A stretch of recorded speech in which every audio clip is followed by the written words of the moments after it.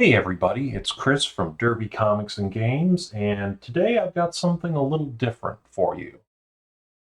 We are going to be looking at Cascadia. This is made by Flat Out Games, and it's one of our companies that we like to have in the store, AEG, and we're going to be opening this up together on video today.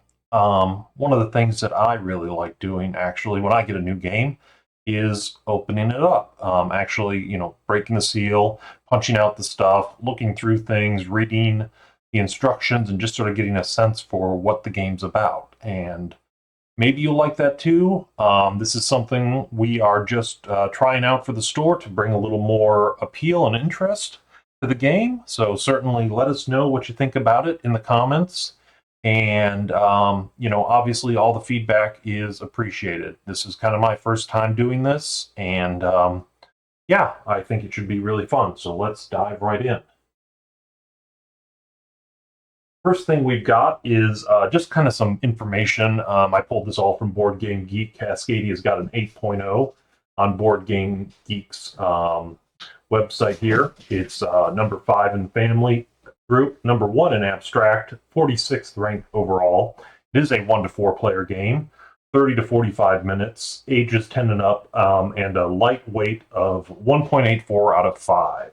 So not too wild for actually getting it to the table and playing it.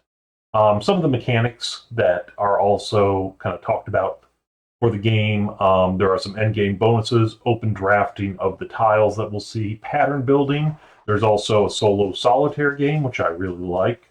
There is tile placement. There is kind of some variable setup of the game, and victory points at the end of the game are really sort of what you're trying to get to here.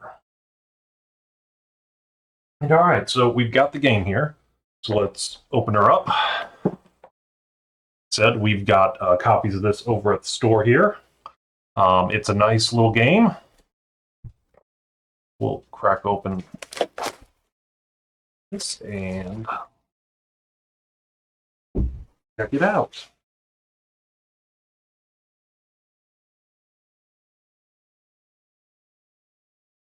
So, like I was saying, it's really fun for me to actually just get a new game, open it up, look through everything, and just kind of check out kind of the contents, how it's built, and all that stuff. So obviously the rule book here, yeah, nice, simple, good run through here. End game and scoring, wildlife. They've got the solo mode over here, like that.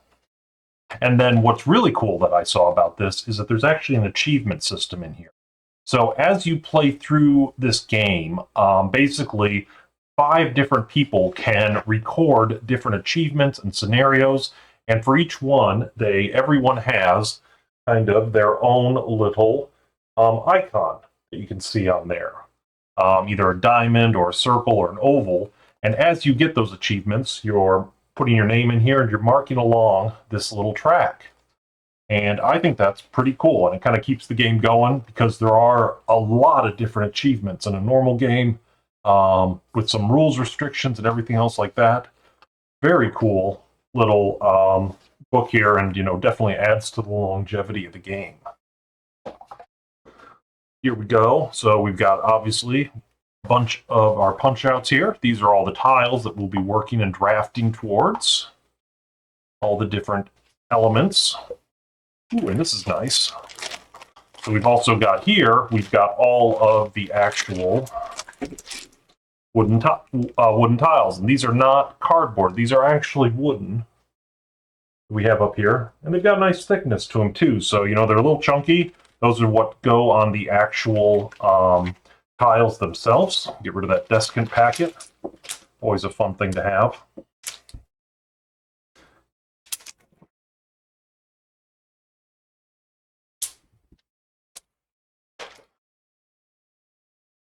And then these, some extra bags. We'll get to those in a bit here.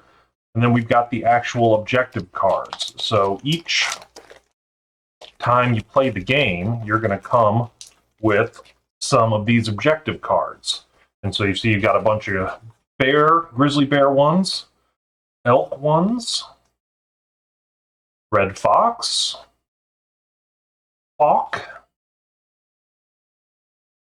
salmon or salmon.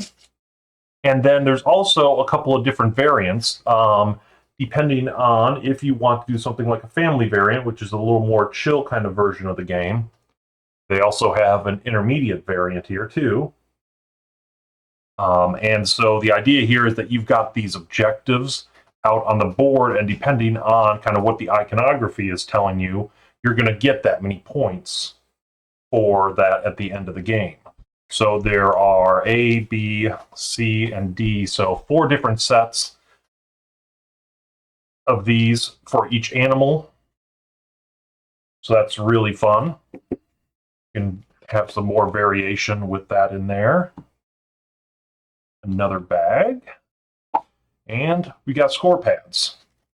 So I'm a little on the fence about score pads personally. I always feel like I'm going to go through them too much, and I never do. And usually the first question I see whenever I see a score pad is, oh, hey, can I print some more of these online? Or, like what happens if I run out of them? Because it looks like here you've got, 1 to 4 players on there, so you can have a full round.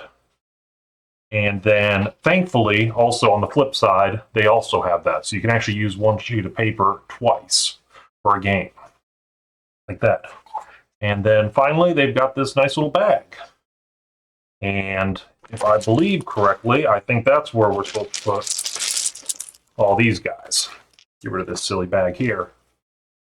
So one of the major things is actually shuffling these up and drawing out your tiles so that you've come up with one.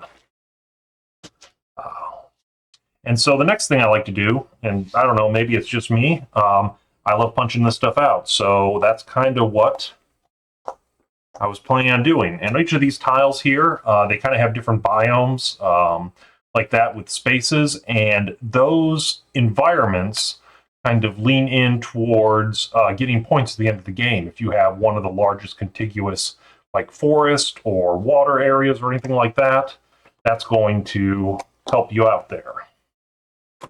I don't know, I might be weird about this. I like punching these things out.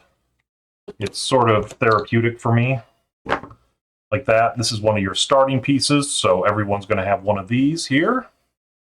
These little pine cones here are kind of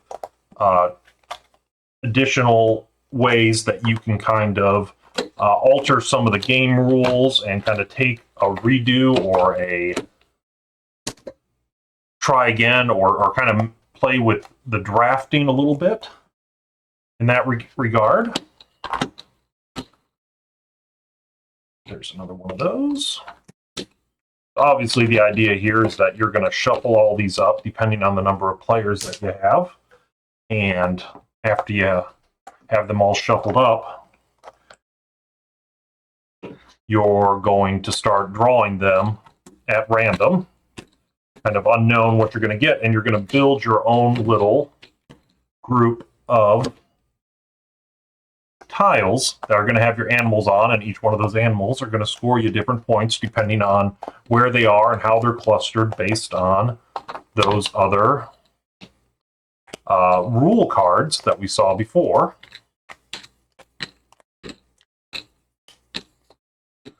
There we go. So yeah, it's 1 to 4 players, so really simple kind of setup here. Again, all the back tiles like this are all just flat. The idea, once again, is you take one of these, and ideally, you're supposed to, you're supposed to get an animal that fits on one of these, right? That's not going to work. That's a bear. That's a salmon. There's an eagle. So, and again, that kind of fits in with the eagle objective. So, one of the eagle objectives, I think, is to have an eagle without anything around it in any other spots right adjacent to it. So you get so many of those, and you start earning those victory points. So yeah. Otherwise, The other great thing about this, is sort of organization, storage, and everything like that. I mean, I love, bit bins or anything else like that that actually kind of holds stuff in there, or vacuum cast kind of area, or forms that get provided by the manufacturer. But obviously that's not always the case. They do get bags here, so that's a big plus. So, that's usually the next step that I actually get to, is just kind of organizing it, see what goes where, what makes sense. If you've got multiplayers like that each have a different color, sometimes I try to sort those into those color areas like that. And all these guys, I guess, are just going to go in here. That's what the big bag is for. That's what I'm assuming, at least.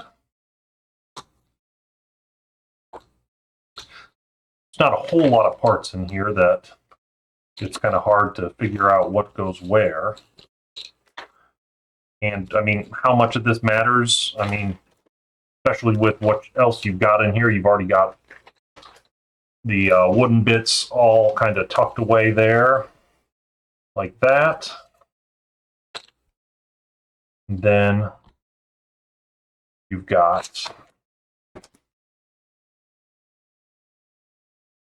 your tiles here.